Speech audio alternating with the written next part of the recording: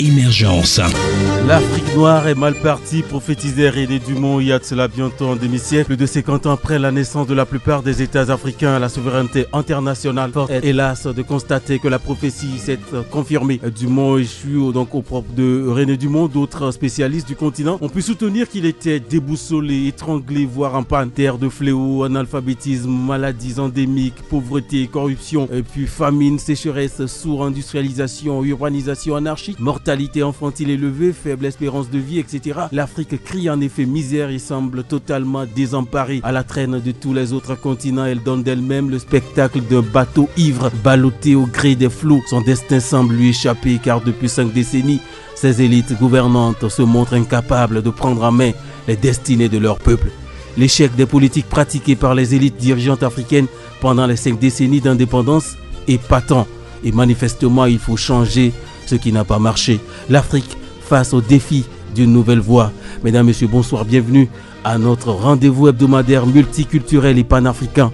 Vous êtes sur Taxi FM dans l'émission Émergence, une émission qui pose les termes d'un débat qui se veut désormais ancré sur le continent et discuté par les principaux concernés, les Africains et la diaspora, sans exclusive, sur l'origine de tous ceux qui ont en commun d'avoir à cœur l'avenir de l'Afrique. Monsieur Guillani Nefa, merci d'être l'un de ces derniers. L'Afrique face au nouveau défi d'une nouvelle voie. Monsieur Guillani Nefa, merci d'avoir répondu à notre invitation.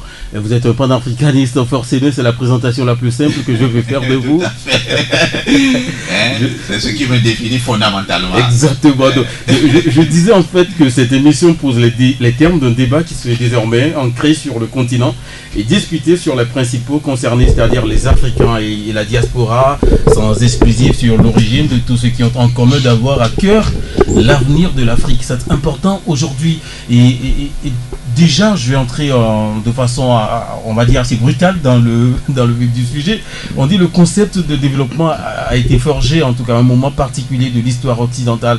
Tout de suite je m'arrête en disant l'Afrique a toujours voulu calquer son développement sur le modèle occidental. En partant déjà par les élites, en comprenant déjà que quand une société doit évoluer, doit changer, ça part par cette minorité créatrice que doivent être les élites. Est-ce qu'à un moment donné, ces élites africaines, juste après les indépendances, je sais que c'est un mot qui vous révolte. Absolument. Est-ce que ces élites-là finalement ont échoué? Oui, je commencerai d'abord, Monsieur Flam Sassi. Permettez que je souhaite la bonne année à nos éditeurs et auditrices, parce que ça participe quand même, disons, de la tradition, et c'est une bonne tradition en début d'année de dire, de souhaiter ses meilleurs vœux de santé à nos auditrices et de nos auditeurs, et pour notre pays, souhaiter vraiment une année beaucoup moins agitée. Et puis aussi de la prospérité, parce que c'est la morosité qui s'est sentie même jusqu'en, disons, pendant les fêtes. Donc, véritablement, la cohésion, l'harmonie, la joie de vivre puisse vraiment être au rendez-vous pour l'année 2018. Aux autorités, je leur souhaite beaucoup de courage et de responsabilité.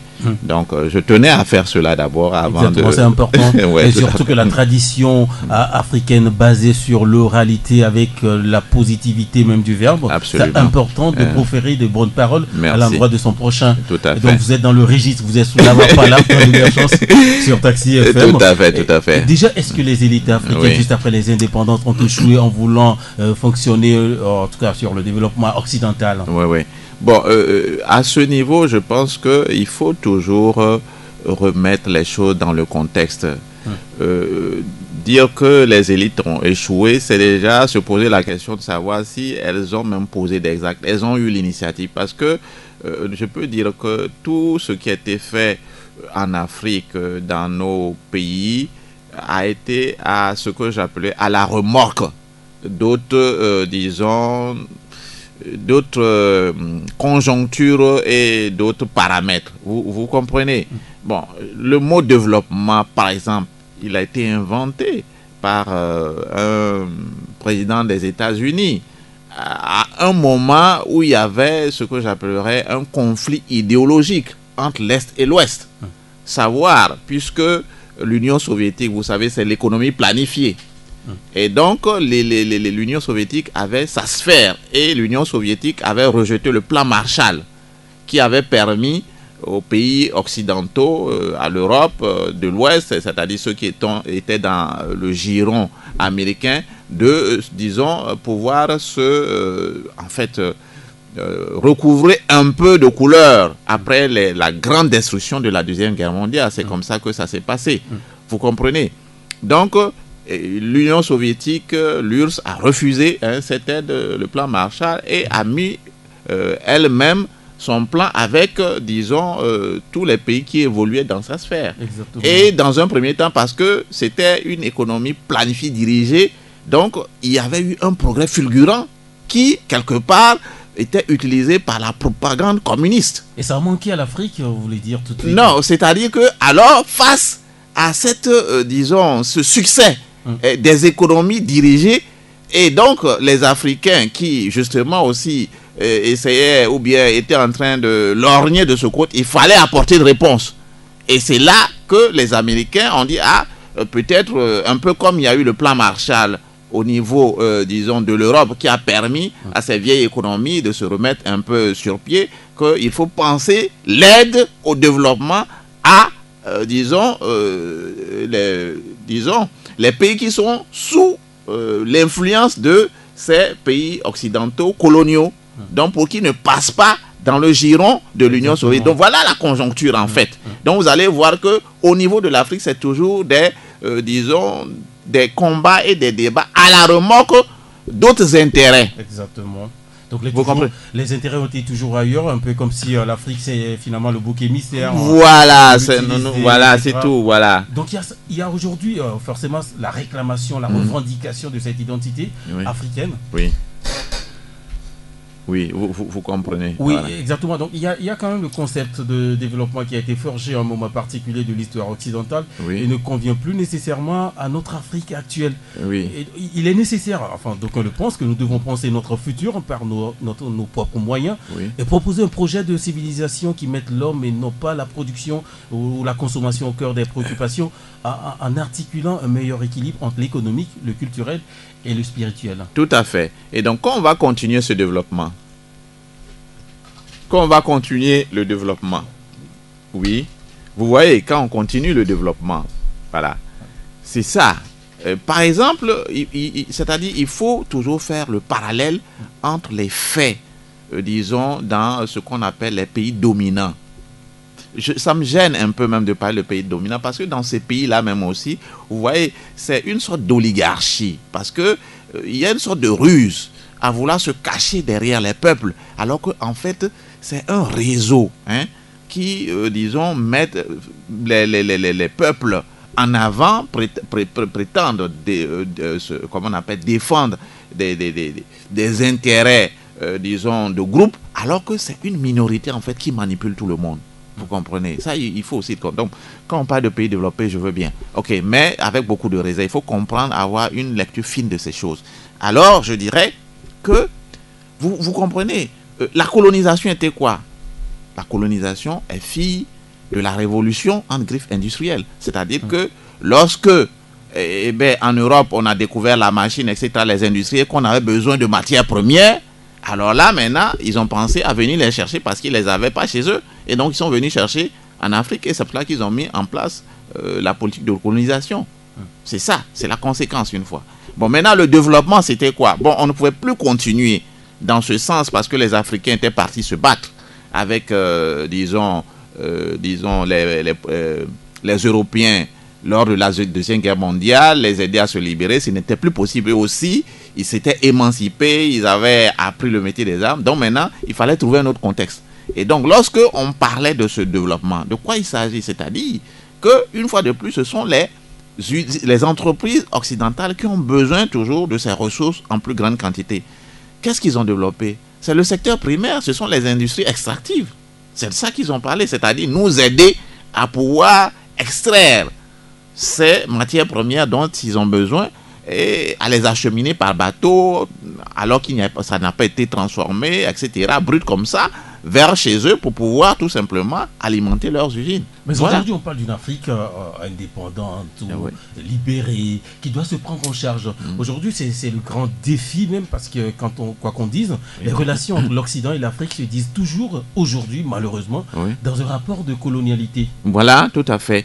Alors là, je viendrai à cela, parce que tout, à la limite, est d'abord, à la limite, doctrinal, politique, je dirais même philosophique, voire spirituel. C'est-à-dire que quand au niveau de l'esprit, vous ne vous libérez pas, vous ne vous libérez jamais. C'est-à-dire que l'esclave physique, tout simplement, enchaîné, ce n'est pas les chaînes qui rendent esclave. C'est les chaînes sur les bras, ou bien sur les pieds, ce n'est pas ça ce qui rend esclave. C'est les chaînes dans la tête. Et c'est ça ce qui est plus grave. Aujourd'hui, nos chaînes sont dans nos têtes. Et il faut ôter ces chaînes de ces têtes, de notre esprit. Alors, vous aviez par exemple parlé de la naissance de l'Afrique à la souveraineté internationale à un certain moment. Bon, moi, je suis gêné. Mais cette souveraineté-là, c'est par génération spontanée. Expliquez-moi, je ne comprends pas. Ah non, je dis non. Mais nous avons... Donc pour vous, cette souveraineté, justement, doit être endogène et non exogène. Ça ne doit pas être commandé de l'extérieur. Absolument. Et ça vous révolte. Mais bien sûr, c'est-à-dire qu'on a été violenté. On a été, disons, agressé. Et on nous a pris en otage. Un peu comme des terroristes viennent pour vous prendre en otage. Et il faut se libérer tout simplement. Et donc, il s'agissait que nous nous libérions. Et nous nous sommes libérés. Et en quoi celui qui nous a violentés, celui, le terroriste qui est venu te prendre, en quoi celui-là peut te, disons, te donner ta liberté? Moi, je ne vois pas. Justement, il faut se libérer. Voilà. Donc, nous nous sommes libérés. Donc, notre souveraineté à l'international a toujours existé pendant 5000 ans. D'ailleurs, même, à la limite, l'internationalité, c'est nous. Puisque l'Afrique, c'est le berceau de l'humanité. C'est de l'Afrique, voilà. C'est de l'Afrique que l'homme est parti conquérir le monde. C'est d'ici que c'est parti. Et maintenant, on dit que c'est ceux-là qui sont partis là, qui maintenant vont nous donner à nous notre naissance à la souveraineté internationale. Non, je veux comprendre. Et tout partait justement des élites, parce qu'on a compris juste après les indépendances en 1960, entre 1960 et 1970 voire 1980, il y a eu quand même ce modèle occidental là où il y a eu le parti unique, État-nation, etc. Ça a été un échec. Et après il y a eu quand même le multipartisme, et jusque là l'Afrique s'enferme toujours dans ce carcan de mendicité. Aujourd'hui, comment s'en sortir? Non, c'est ce qu'il y a. Bon, moi je dirais, parce que vous abordez la question des élites qui ont échoué, on ne va pas leur jeter la pierre. Je pense que toute réalité est évolutive. Bon, à partir du moment où l'Afrique a été violentée, l'Afrique a été agressée, ça c'était avec l'esclavage, où pour pouvoir le faire, il y a eu vraiment, disons, toute une propagande des savants qui se sont mis là, dans une sphère culturelle pour démontrer que, et même au niveau spirituel, parce que c'est la papauté qui a décrété que non, l'Afrique pouvait être, n'est-ce pas, pillée. On pouvait, je ne sais pas très bien quel pape là. Mais c'est assez fort comme révélation. Ah, bien sûr, bien sûr. Grégoire IV, je ne sais pas, bon, je ne vais pas dire de bêtises, mais de toute façon, c'est la papauté. C'est un pape qui a dit qu'il donne l'Afrique aux princes européens, qu'ils peuvent venir, n'est-ce pas, les prendre leurs biens, etc., les piller, ils leur donnent la bénédiction. Et ils sont venus, ils ont fait ce sale boulot de criminel. C'est pas plus compliqué. Bon, donc à partir de ce moment où, s'il vous plaît, quand on parle de Doloma, parlons simple. Ça veut dire que l'esclavage a duré au moins pendant 5 siècles. Pour que l'Europe puisse prendre cette avance, de cette richesse, c'est que pendant 500 ans, ils ont exporté tout ce qu'il y a comme bras valibles en millions, en dizaines, vingtaines de millions de l'Afrique, des bras vers d'autres mondes. Et donc vous, aujourd'hui, vous comprenez la situation de l'Afrique. Pour vous, la roue de l'histoire va tourner et qu'on est dans une dynamique naturelle qui va... Vous comprenez finalement les élites, ça urge aujourd'hui, en tout cas, de changer de mentalité. Vous le disiez, on dit aujourd'hui que l'émancipation de l'Afrique passe par des idées neuves. Quelles peuvent être ces idées neuves-là? Je sais quand même, vous le savez aussi, il y a eu quand même des ateliers de la pensée africaine qui s'organisent à Dakar. C'est l'année 2017, l'année dernière. C'était à la 2e édition. Il y a eu quand même des élites africaines, à l'instar de Kakonou Boupo aussi, oui, qui était là, fait. initié par Felwine Sarr et Oui. Achille Mbembe, le Camerounais, le Sénégalais. Et quelle est l'importance finalement de ces rencontres-là sur le continent? Non, mais c'est capital. Parce qu'il faut que nous changions complètement de concept. Il faudrait que nous changions complètement de paradigme et que enfin les écarts tombent de nos yeux. Que nous sachions que non, la richesse, elle est africaine. Si on doit définir la richesse, elle est africaine. L'Afrique est naturellement riche. Là où l'Europe est artificiellement riche. C'est-à-dire c'est par le pillage, par le vol, par le complot. J'ai dit 500 ans d'esclavage où il a fallu venir piller, saccager tout ici, prendre les hommes. Et c'est les plus valides. Vous en convenez, les jeunes, etc. Et maintenant, voilà. Ce qui visiblement continue. Voilà. Et ensuite, maintenant, c'est pendant 100 ans au moins, et ça continue, où il faut piller les ressources d'un continent. Avant de devenir... Ça, c'est quelle richesse, ça? C'est la prédation. Non, la richesse, elle est endogène. Si il faut aller piller les autres, il faut aller mettre en place des systèmes qui les retardent, qui les empêchent de pouvoir être eux-mêmes. Pour pouvoir soit dire qu'on est riche, moi je dis non. Et c'est ça qui crée la violence partout. Hein? Et justement, quand on parle d'élite, quand on parle de changement aujourd'hui, vous avez quand même fait un décryptage par rapport aux situations sociopolitiques dans nos États africains en disant que l'approche panafricaniste est autrement. C'est-à-dire qu'il ne faut pas combattre aujourd'hui ceux qui nous dirigent, mais il faut plutôt les comprendre parce qu'ils sont enfermés. Expliquez-vous. Oui, en fait, non, je ne dirais pas il faut les comprendre. Je dis il faut comprendre la situation. Il faut savoir que ce n'est pas une question de personne. Il faut savoir que c'est une question de système. C'est-à-dire que, c'est l'appareillage néocolonial qui nous a été cédé et qui sert aujourd'hui, soi-disant, d'appareil d'État. C'est ça qui pose problème. Parce que moi, je pense que les étapes de l'évolution des sociétés, ça part d'abord de ce que j'appelle la primitivité, c'est-à-dire, à la limite, ce que Jean-Jacques Rousseau appelle l'état de nature, mais où, bon, on n'est pas nombreux, etc., où la nature est généreuse, bon, l'homme est tout simple, etc. Mais une fois que les choses commencent à devenir complexes, alors, il faut passer à ce qu'on appelle la modernité. Et la modernité, c'est d'abord un esprit. C'est-à-dire que on rentre dans une dynamique de progrès, premier point, et ça se généralise. On sait qu'il faut avancer. D'accord. Deuxième élément, c'est la rationalité. C'est-à-dire qu'on sort, disons, des superstitions, etc. Et l'esprit rationnel s'impose. OK? Et ensuite, la deuxième, puisque nous sommes dans un environnement, on est dans ce qu'on appelle, on met en place un état vertueux, un état serviteur, un état rédempteur, c'est-à-dire qui est au service des faibles et des exclus. Convenez avec moi, est-ce que lui, il est structurant? C'est lui vraiment qui est le porteur. Convenez avec moi, est-ce que cette affaire-là qu'on a mis en place, les colons sont venus mettre l'administration coloniale, elle était au service des exclus, elle était au service des peuples, ou bien elle était venue pour agresser nos peuples? Et maintenant, l'État que nous avons, mais il continue ce job, c'est-à-dire un État prédateur, un État oppresseur, un État qui exclut.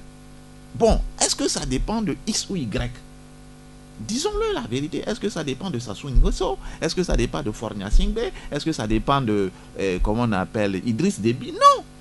Si vous avez, la preuve, c'est que tous ceux qui, les Thomas Sankara, les Patrice Lumumba, justement, vous parlez des élites voilà. Dans ces années-là. Il y a eu déjà, en 1963, avec l'Union africaine, prononcée par Kwame Nkrumah, ils ont été broyés, que ce soit Patrice Lumumba broyé, que ce soit Thomas Sankara broyé, le système là n'est pas fait pour ça. Broyé, et qui veut se lever aujourd'hui risque d'être broyé, c'est clair.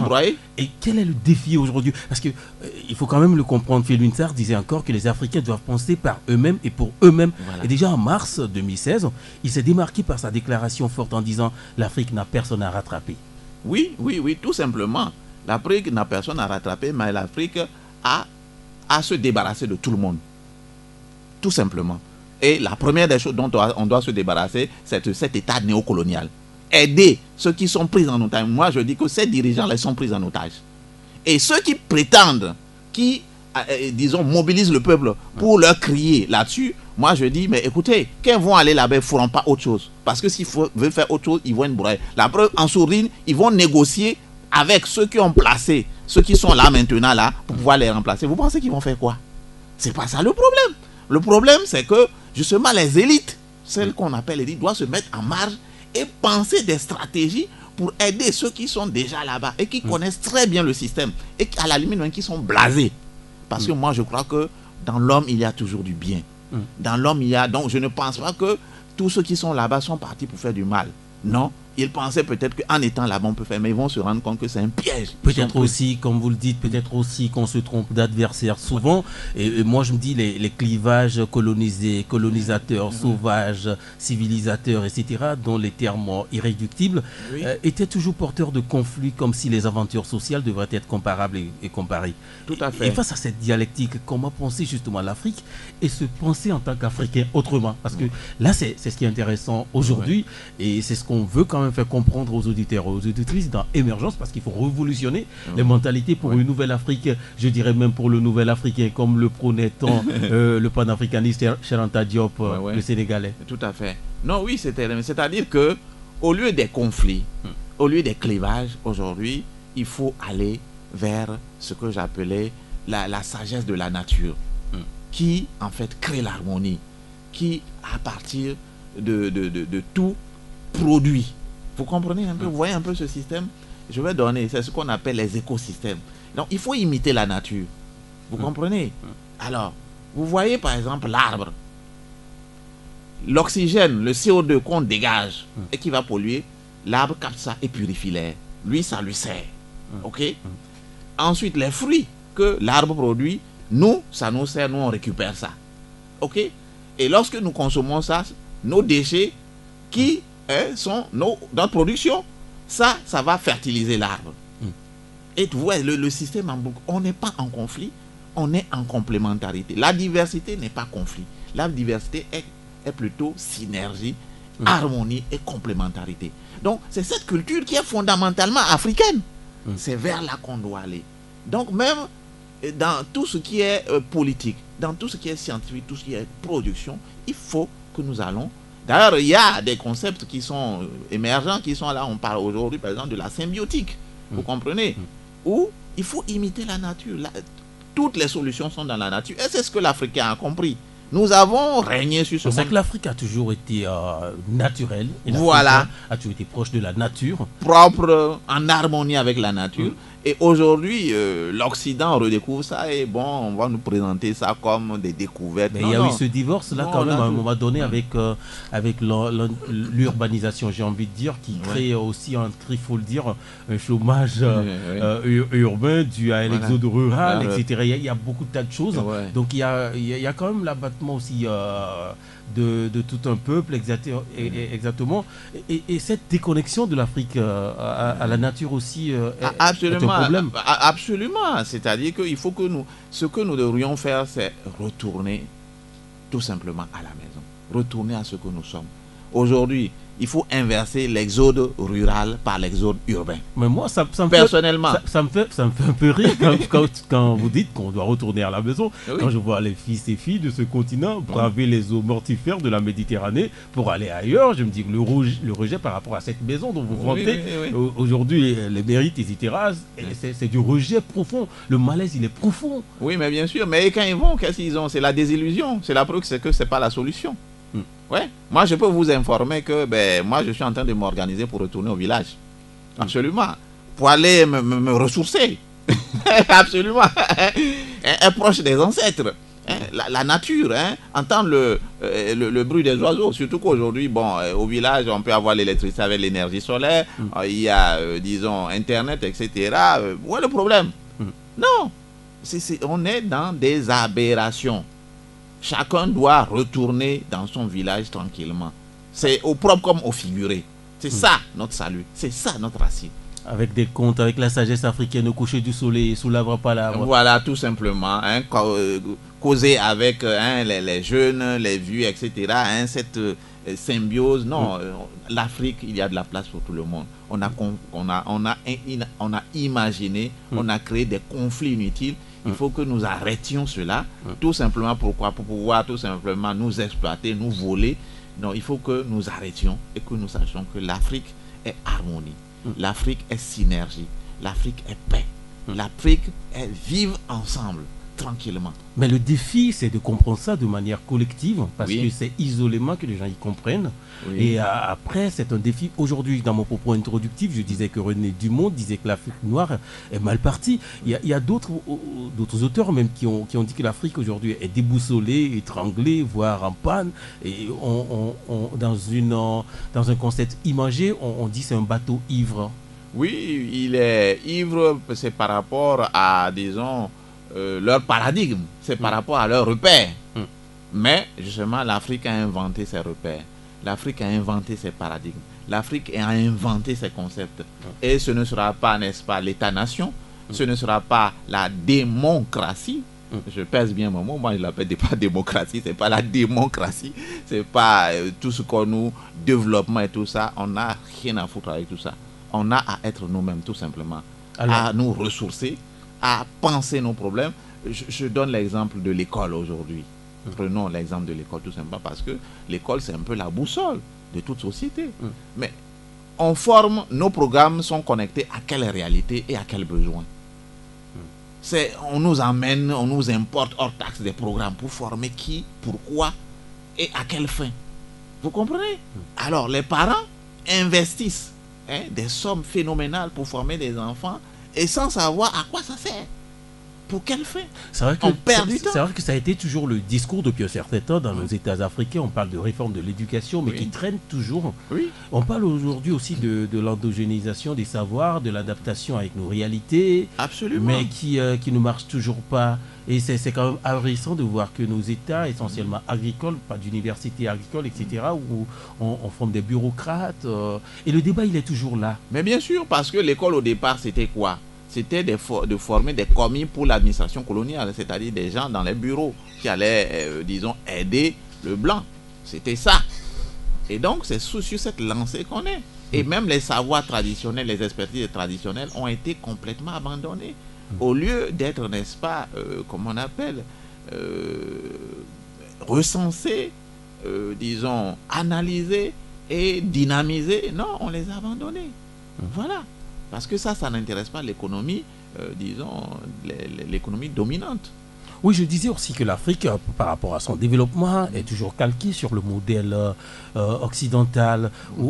Aujourd'hui, avec le post-colonialisme, après l'ère coloniale, tout simplement, donc on pense qu'il faut relever les cadres conceptuels en les renouvelant justement, renouveler les cadres conceptuels à l'intérieur desquels on pense les dynamiques du continent. Oui. Il faut quand même renouveler tout cela parce que tout c'est des dogmes, c'est assez dogmatique, tout occidentaliste, etc. Oui. Mais puisque, comme je l'ai dit, l'avenir ou bien la modernité et l'avenir de toute société, j'ai donné 3 critères, c'est-à-dire l'esprit, de la culture dans laquelle on est, ensuite la rationalité, ensuite, mais l'État est un facteur structurant fondamental. Donc, le concept même d'État-nation pose problème. Parce que c'est à l'intérieur de ça que tout se passe. Vous comprenez? Alors, moi, personnellement, une nation, c'est quoi? Une nation, c'est une population, c'est des terres, c'est une langue maternelle, et c'est une culture. Donc, on n'a pas, par exemple, le schéma de l'État unitaire, il n'est pas bon pour nous. Nous avons en face un environnement qui ne se prête qu'à un État, des États fédéraux, un peu comme le modèle suisse. Pas le modèle français, même qui pose problème. Donc, déjà, lorsque vous réformez à ce niveau, vous faites beaucoup. Nous n'avons pas à toujours être à nous calquer à la puissance, disons, qui nous a dominés. Pour ces fins, nous avons à penser nos problèmes parce que, avant tout, lorsque vous parlez de progrès, c'est d'abord politique. Et quand vous parlez de modernité, bon, il y a eu plusieurs écrits qui ont dit qu'en fait l'émergence, il doit avoir l'émergence justement d'une élite qui est modernisante. Voilà. Et à la place de cette élite modernisante qui a poussé en tout cas comme un chancre, qu'on appelle à un moment donné, il y a certains écrivains qui l'ont appelé la minorité dominante. Oui, oui. C'est quand même une belle expression, la minorité dominante. Mais ce qui correspond dans le contexte africain à une élite malheureusement corrompue, avide davantage matériel, plus soucieuse de proclamer ses droits et que de faire, de se référer à ses lourdes responsabilités historiques. Et René Dumont déplorait en effet que pour trop d'élites africaines, l'indépendance a consisté à prendre la place des Blancs. Absolument. Et à jouir des avantages souvent exorbitants jusque-là concédés aux coloniaux. Absolument. C'est-à-dire c'est une élite alimentaire. Tout simplement. Qui a finalement remplacé le blanc. Et on a raté le coche. On a raté le coche. Il devait être quand même cette minorité dominante, comme le disait René Dumont, et ça a failli. Et aujourd'hui, l'élite actuelle, le défi, c'est d'être... ce n'est plus être corrompu comme l'a été l'élite juste après les indépendances. Est-ce que vous avez comme l'impression que quelque chose est en train de changer? C'est vrai, quand je parle de Kako Nububo, quand je parle de Felwine Sarr, Achille Mbembe, absolument. Il y a quelque chose qui est en train de changer. Et surtout, moi, ce qui m'intéresse, c'est que le concept d'élite même en Afrique, c'est communautaire. C'est-à-dire l'élite dans la population. C'est comme ça que l'élite est conçue en Afrique. Donc non seulement, et moi ça me plaît, vous voyez un peu le débat sur le franc CFA. Bon, avant c'était un débat vraiment dans des cercles restreints, etc. Mais aujourd'hui le débat est descendu. Et quand vous voyez quelqu'un comme Kako Nububo qui en parle, il en parle de manière pédagogique. Bon, moi j'ai fait économie à l'université, j'ai quelques beaux restes, bien que je n'ai pas vraiment tellement exercé, donc j'ai une culture. Lui qui n'est plus à la direction numérique de la francophonie, lorsqu'il travaillait même dans cette institution, il y a eu des critiques par rapport à cela. Il y a les Achille Mbembe et les Felwine Sarr qui disaient qu'il n'avait pas sa place là-bas parce que c'est un système justement qui défendait le franc CFA. Est-ce que pour vous, cette éviction, même finalement, ça fait du bien à Kako Nububo? Est-ce qu'il est maintenant finalement à sa place pour bien se battre pour cet idéal-là? Oui, il est à sa place pour se battre parce que parfois, c'est bon de rentrer dans le système. Et bon, faire attention de ne pas se faire éliminer comme certains, parce que quand vous rentrez, et vous le comprenez mieux, et vous êtes bien placé pour pouvoir le défendre, enfin pour pouvoir le dénoncer. Et surtout, vous avez la crédibilité, parce que ceux qui sont à l'intérieur ne peuvent pas vous mystifier. Parce que c'est de ça qu'il s'agit souvent. C'est-à-dire les élites, c'est elles qu'on met là-bas. Et quelque part, moi je crois que Kako Nububo, on l'avait mis là-bas pour un peu lui couler le bec. C'est-à-dire que bon, on dit, il faut être poli quand on ne parle pas. Hein. Quand tu es à table, tu ne parles pas, sinon tu postillonnes. Et ça ne l'a pas calmé. Et comme il parlait trop à table, on lui a dit, bon mon ami là, tu prends la porte. Et la sentence est tombée. La sentence est tombée, vous comprenez. Alors, quand un Kako Nububo comme ça vous dit que, écoutez, le rapport entre le produit intérieur brut et le crédit à l'économie. Et c'est ça qui détermine en quelque sorte le dynamisme d'une économie. C'est un peu comme la capacité que tu as d'emprunter par rapport à ton revenu. Je dis n'importe quoi, j'ai 100 000 francs. Même il y a le rapport, pour les ménages. On dit que quand tu gagnes 100 000 francs, tu peux prêter 4 fois. C'est-à-dire tu peux aller jusqu'à 400 000 francs de prêt. C'est-à-dire que tu peux... Quand tu as un capital, disons, donné, on peut te prêter 4 fois. Donc, si j'ai un capital d'1 million, on peut me prêter 4 millions. Alors que, pourquoi vous dites, par exemple, que, mais écoutez, le rapport entre le produit intérieur, c'est-à-dire la richesse produite par un pays, par rapport au crédit, au concours de crédit accordé, c'est ça qui détermine le dynamisme de cette économie. Vous comprenez? Et il commence à vous faire des comparaisons. L'économie la plus dynamique, c'est les États-Unis. Et ce rapport aux États-Unis est de 200%. Il prend notre référentiel, la France, c'est de 100%. Et que l'Afrique, qui justement a besoin d'investissement, parce que là-bas, on peut dire pratiquement tout est fait, entre griffes. Et c'est ici qu'on doit investir pour développer, parce que rien n'est fait. Et ce rapport est de 30%. Est-ce qu'il y a débat sur ça? C'est évident que la cause de notre retard, c'est tout simplement la structuration monétaire.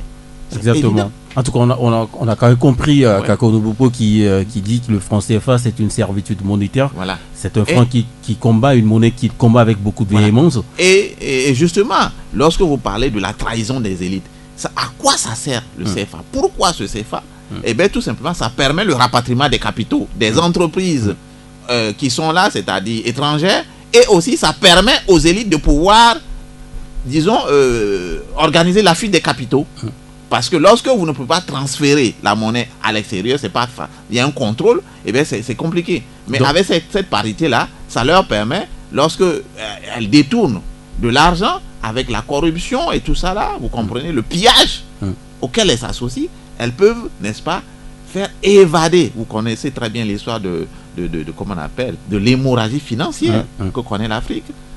Le flux, disons, des capitaux illégaux, les flux illégaux de capitaux auxquels participent les élites dirigeantes pour aller, n'est-ce pas, ouvrir des comptes offshore, etc. Voilà, ce système les arrange. Et c'est pour ça qu'elle défend. Ce Donc n'est finalement, pas pour les peuples, vous mais c'est comprenez, pour vous comprenez eux. René Dumont qui Voilà. dit que l'indépendance a consisté finalement à prendre la place des Blancs, ces élites-là Absolument. ont pris la place des Blancs, à jouer des avantages souvent exorbitants Voilà, jusque-là, par rapport- concédés aux coloniaux. Voilà. Aujourd'hui, le défi, justement pour cela qu'on est là, c'est de changer ce qui n'a pas marché. Et vous êtes très dur déjà en disant que d'ailleurs rien n'a marché. Non, non, non, absolument. Je dis, qu'est-ce qui a marché? Donc il faut changer les choses. Oui, oui, c'est-à-dire qu'à la limite, il faut liquider. Il faut liquider l'État colonial. Il faut repenser carrément le cadre d'organisation même de nos populations. Moi, je dis l'État-nation ne correspond à rien. Il faut mettre en place ce que j'appelle des communautés-nations qui vont s'organiser de manière fédérale. Aussi simple que ça. Et dans la pratique, quelle est la démarche à suivre? Non, dans la pratique, la démarche, il faut appeler des États généraux, communautaires, tout simplement, pour poser les problèmes, avec une feuille de route, des termes de référence, par grande aire culturelle. Et que, n'est-ce pas, les élites, parce qu'aujourd'hui, c'est ça ce qui me c'est-à-dire que, quelque part, lorsque on critique, disons, Nicolas Sarkozy, qui dit que non, l'Afrique n'est pas dans l'histoire, oui, mais en même temps, moi je le prends bien, c'est-à-dire que nous ne suivons pas l'évolution, notre propre évolution, l'histoire par rapport à nous-mêmes. Regardez, observez, au lendemain des indépendances, on peut dire que, si on prend le cas du Togo, la plupart des cadres informés, etc., qui avaient de la capacité, étaient au sud, par exemple. Mais 50 ans après, je peux dire que dans chaque ère culturelle, il y a toutes sortes de cadres. Une diversité de cadres. Il y a des médecins, il y a des avocats, il y a des choses, etc. Donc ça veut dire que aujourd'hui, chaque communauté a la capacité. C'est un peu comme le fœtus. Vous comprenez, quand il est là, il est dans le ventre d'abord, c'est une cellule, mais ensuite, qui s'organise, la tête sort, le pied sort, les membres, etc., qui se structurent. Mais alors là, donc chaque communauté dans la matrice initiale de l'État unitaire s'est structurée et maintenant a des éléments pour pouvoir évoluer par elle-même. Donc maintenant, il faut considérer cette évolution 50 ans après. Je prends le cas du Togo, mais c'est la même chose au Bénin, c'est la même chose en Côte d'Ivoire, c'est la même chose. Donc quand c'est un peu, ou bien je peux prendre encore un autre exemple. C'est comme si vous êtes dans une maison, vous êtes de petits enfants, on vous a mis au monde, etc. Vous êtes des garçons et vous restez là-bas. Il y aura toujours des problèmes. Vous allez passer tout votre temps à vos pattes. Mais à un certain moment, il faut que vous preniez votre indépendance, que vous émancipiez. D'ailleurs, à la limite, c'est ce que le colon a compris. C'est cela qu'il nous accordait. Il savait qu'après la Deuxième Guerre mondiale, il ne pourrait plus nous mettre dans ce carcan. Et il a trouvé une astuce pour pouvoir disons, satisfaire les élites, etc. Mais aujourd'hui, la même chose, le même processus s'est produit en interne. Donc, il faut émanciper les communautés. Mais on veut les maintenir dans le carcan du schéma au sortir des indépendances, entre griffes. Et donc, il faut réaffirmer la nécessité de penser, comme élément décisif de l'aspiration, que l'Afrique porte de redevenir son propre centre. Et aujourd'hui, il y en a qui parlent de l'afrocentrisme. Absolument. L'Afrique doit cesser d'être la périphérie des autres. Mais est-ce que c'est ça? C'est-à-dire que on doit être ce que je peux appeler c'est l'humanisme. Vous comprenez? C'est-à-dire que tout doit s'organiser à partir de l'homme. Mais monsieur Flams assis, quand vous voulez penser votre avenir, vous le pensez par rapport à moi, mes besoins, à Ninefa. Je vous pose la question. Ou bien par rapport aux besoins d'un monsieur Wilson ou bien monsieur Pacha, mais en tant qu'individu, mais vous pensez vos besoins par rapport à vous-même. Ou bien votre avenir, vos projets par rapport à vos besoins, ce que vous pensez. Mais ce qui se passe au niveau d'un individu majeur, adulte, c'est la même chose qui doit se passer au niveau d'une communauté. L'Afrique doit penser par elle-même et pour elle-même.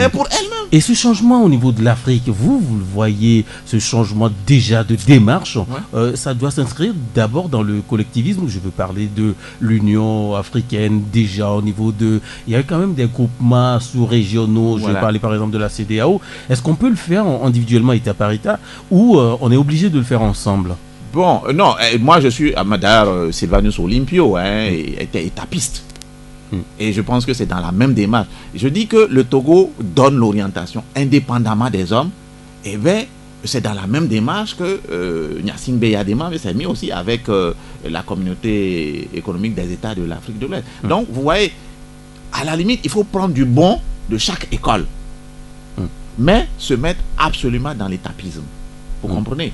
Donc moi je pense personnellement qu'aujourd'hui, dans le cadre des États, hein, qui sont des États soi-disant nations, mais qui sont artificiels, il faut enclencher une démarche traditionnelle pour les liquider, afin de convertir tout ça là, hein, dans le cadre, disons, des cadres régionaux. Par exemple, la CEDEAO. Vous comprenez?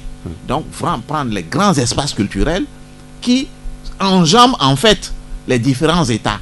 Je ne vois pas, par exemple, des députés CEDEAO du Togo, etc., mais des députés des grandes aires culturelles. Vous comprenez? Et que petit à petit, on évolue vers ce que je peux appeler une fédération, disons, régionale. Et donc, ces grandes fédérations-là, maintenant, peuvent faire ensuite ce qu'on peut appeler, disons, des choses, comme on appelle, une fédération continentale. Il faut quand même repenser le... Non, je dirais plutôt une confédération continentale. Et moi, je vais plus loin même. Oui. Ça dit que je ne suis pas continentaliste. Je suis, comme vous le savez, universaliste. Parce que quand je parle, c'est la démarche. Mais ensuite, on doit aller même vers tous les afro-descendants. C'est-à-dire, à la limite, même moi, je pense que la capitale, hein, de tous les afro-descendants du monde entier, c'est très bien Haïti. Je crois que c'était le premier État indépendant. Je crois que c'est ce qu'ont compris aujourd'hui aussi les initiateurs des ateliers de la pensée africaine à Dakar, qui font appel quand même à tout ce monde-là. Parce qu'on se dit, au niveau des années, dans les années 60, je rappelle en tout cas que les auditeurs qui viennent de nous rejoindre seulement maintenant, vous êtes sur Taxi FM dans l'émission Émergence.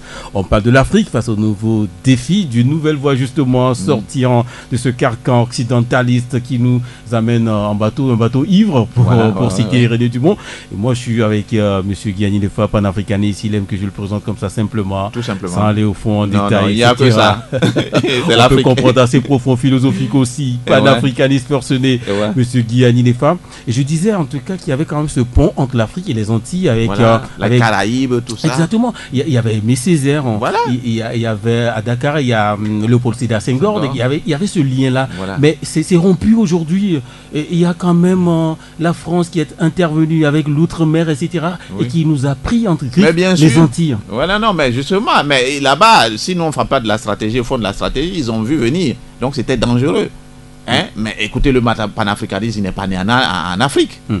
Parce que, voilà, ceux qui ont senti le déchirement ou, disons, comment on appelle, la séparation avec la mère patrie, mais c'est ceux qui sont partis.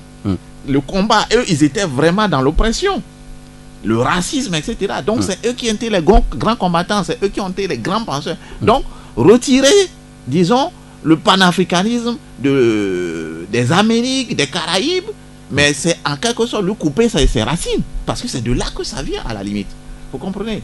Donc, on ne peut jamais, n'est-ce pas, disons, séparer le panafricanisme des Caraïbes, des Amériques, enfin du monde noir en général. Le panafricanisme ne doit pas être continental. C'est d'ailleurs pourquoi je disais dans mon propos introductif aujourd'hui, il y a quelques minutes, que c'est une émission qui pose les termes d'un débat qui se veut ancrer sur le continent et discuté par les principaux concernés, c'est-à-dire les Africains et la diaspora, sans exclusive sur l'origine de tous ceux qui ont en commun d'avoir à cœur l'avenir de l'Afrique. Et c'est ce qui est important aujourd'hui. On ne peut pas quand même réfléchir en isolement. Et il y a un autre point aussi qui me touche. On a le sentiment que notre destin nous échappe de plus en plus, que nos gouvernements sont plus préoccupés par les problèmes du quotidien que par une action et une vision qui permettrait à nos peuples d'assurer la plénitude de leur destin et de leur dignité. Donc aujourd'hui, tout se passe comme si nos sociétés étaient bloquées et que leur sort ne dépendait que d'interventions extérieures à caractère économique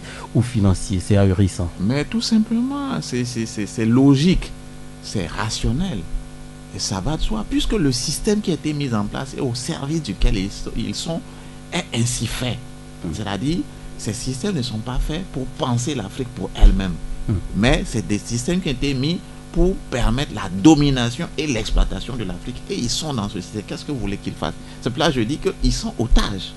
Et nous qui sommes en dehors de cela, c'est à nous de nous organiser et de leur donner les moyens de pouvoir se libérer. En fait, c'est de ça qu'il s'agit. Et c'est ça les élites, les vraies élites. Donc il faut s'organiser aujourd'hui pour libérer l'Afrique. Voilà. Le défi, c'est cela aujourd'hui. Et il faut quand même une sorte de démarche, parce qu'on l'a dit tout de suite, ces élites-là qui ont finalement remplacé le colon, le blanc, en jouissant des avantages exorbitants, comme s'ils étaient aussi des colons. En griffe, ils le sont.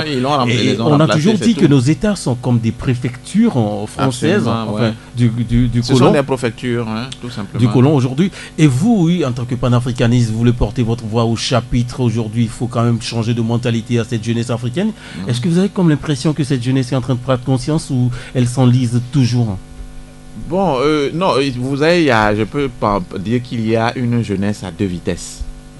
Il y a une jeunesse qui est toujours, mais c'est la majorité qui est toujours dans le mimétisme, qui est toujours en train de penser que, à la limite, leur avenir, ce n'est que dans l'expatriation. C'est tous ceux-là qui font, disons, les manchettes des médias avec les drames, disons, des bateaux, des morts de la Méditerranée, de l'esclavage en Libye, etc., qui pensent qu'il n'y a d'avenir. Bon, ceux-là, est-ce qu'ils sont vraiment africains?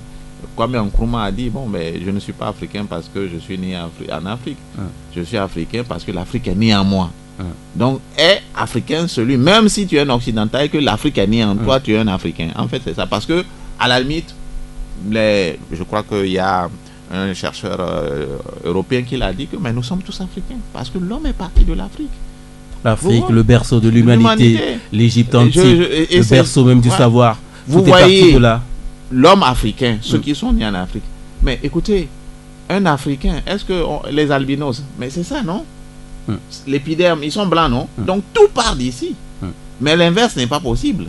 Et c'est ce que souvent les panafricanistes disent, que en fait, l'origine même de la couleur, c'est noir. Voilà, alors qu'on nous a toujours fait croire que c'est le blanc. Non, non, pas du tout. Et qu'il y a les autres couleurs qui sont venues se greffer sur le blanc. L'archéologie l'a démontré, etc. L'homme, l'humanité part de l'Afrique. Tout, même la science, la civilisation, tout part de l'Afrique. Les Égyptiens antiques, ils ont voulu trafiquer cela, mais ça n'a pas été possible. En tout cas, on peut facilement comprendre parce qu'on peut se dépigmenter en devenant blanc, mais on ne peut pas être blanc en devenant noir. L'inverse n'est pas possible. Non, c'est pas possible. Déjà. Donc, nous sommes tous africains. Donc, toute personne en qui l'Afrique est née est africaine. Mais quelqu'un qui est né en Afrique, mais en qui l'Afrique n'est pas née, n'est pas africain. C'est tous ceux-là qui veulent partir en Europe, qui ne pensent, ne rêvent que l'Europe, etc. Je vais vous donner une petite anecdote. Aujourd'hui, les Africaines pensent que il faut se lisser les cheveux, c'est-à-dire il faut tout faire, c'est-à-dire les cheveux des blanches, c'est ça qui est beau. Mais est-ce que vous savez l'origine de cela? En fait, c'est quoi? C'est que lorsque, avec l'esclavage, les femmes noires ont été déportées aux États-Unis, etc., curieusement, les blanches, c'est-à-dire les maîtresses, se rendaient compte que leurs hommes prenaient beaucoup plus de plaisir, c'est-à-dire avaient tendance à aller prendre leur pied avec les négresses, qui sont les esclaves, qui sont en ville, etc., mais les touchaient à peine, mais se trouvaient, mais malgré ce blocage psychologique, mais allaient toujours là-bas. Alors elle se pose des questions. Alors vous savez, une femme, lorsqu'elle est jalouse là, ou bien lorsqu'elle est concurrentielle, elle cherche des armes. Et elles se sont dit que bon voilà, mais c'est peut-être vrai aussi que la chevelure crépue des négresses trouble leurs hommes. C'est ça qui les attire. Pourquoi? Parce que quelle que soit la race, disons, la toison pubienne de la femme est toujours crépue. Et donc, dès que les blancs voient ça là, ils commencent à... alors, automatiquement, ils disent non. Ou alors, vous coiffez, comme à l'armée, c'est-à-dire vous rasez. Ou alors, vous allez voir dans les films sur l'esclavage, là, les femmes, elles ont des bonnets, tout ça. Il ne faut pas montrer les cheveux. Et donc, elles se sont mis à vilipender pour... C'est ça, la manipulation. Pour leur faire renier ces cheveux parce que c'est l'arme contre leurs hommes. Belle anecdote. Voilà, c'est ça la vérité. En tout cas, pour nous revivre, en tout cas, et nous ramener à cette valeur dignitaire et identitaire de l'Africain. Et on peut quand même comprendre aussi que vous avez envie de dire que être africain, ça dépasse les questions raciales et géographiques. Absolument. C'est beaucoup plus... C'est une question culturelle, de cœur, d'engagement. Exactement. Non, l'Afrique, par définition, inclusive. Et c'est peut-être ça qui nous a perdu, mais c'est ça aussi qui va nous sauver. Exactement. Nous ne rejetons personne. Malheureusement, le temps imparti est à sa fin. Voilà, je vais vous donner quand même le privilège d'avoir le dernier mot. Pour vous aujourd'hui, le développement, comment est-ce que l'Afrique doit penser le développement? Quand on dit aujourd'hui un pays développé pour l'Afrique, ça veut dire quoi? De façon peut-être imagée, de façon simpliste. Comprenons que, disons, dès que vous perdez votre identité, vous êtes fragile. Se développer, ce n'est pas avoir. Se développer, c'est être. Revenons nous-mêmes et nous allons nous développer. Mais écoute, une graine, lorsqu'on la met en plan, la chose en terre là, est-ce qu'elle fait des efforts, elle fait des calculs pour se développer? Non. Parce qu'elle est elle-même, elle ne peut que se développer. Dès que nous allons devenir nous-mêmes, nous allons nous développer. Aussi simple que ça. Monsieur Guy Nefa, panafricaniste de son état, merci. Merci. Philosophiquement et profond débat africain. Merci d'avoir été là. Okay, une heure de temps, 15h, 16h merci. sur Taxi FM. C'était Émergence. Et grâce à la coordination technique de Sébastien Pelli. À la semaine prochaine. 10, 9, 8, 7, 6, 5, 4, 3, 2, 1. Vous écoutez Taxi FM, musique, sport, information. Toutes vos passions sont forcément sur Taxi FM.